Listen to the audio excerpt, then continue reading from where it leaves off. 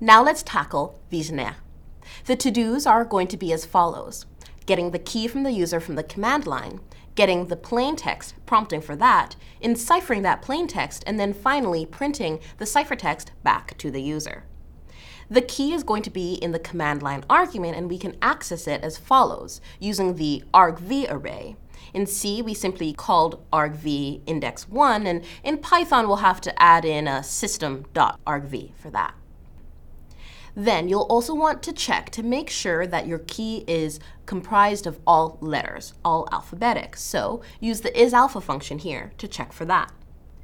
To get the plain text from the user, prompt them for it using the getString function found in the CS50 module. Now let's talk about enciphering.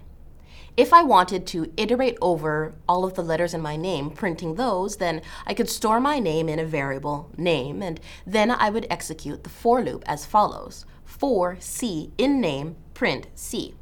Notice here that the variable C is just a placeholder, the iterator, for every character in my name. Now, if I ran this, then the print method would include a new line after every character. So make sure to check up on how print works and how to omit a new line coming automatically after every call to print.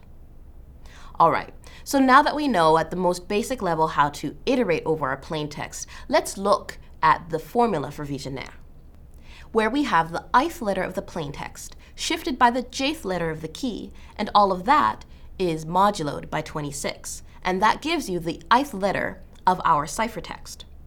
So here you'll notice that as before, we have two indices that we're dealing with, I and j. But in the for loop example before, we only had the capability for one index or one iterator. So you'll have to find a way to keep track of your second index. Now we want to advance that index in the keyword only if the character in plain text is a letter. So go back to the isAlpha function. And as before with our ciphers, we'll want to preserve the case. So you might want to use the isUpper and isLower functions.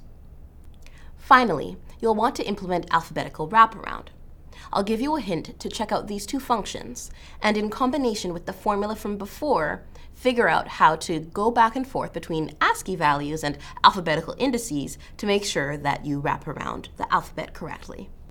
Print the ciphertext back to the user, and you've finished the problem. My name is Zamaila, and this was vigenere.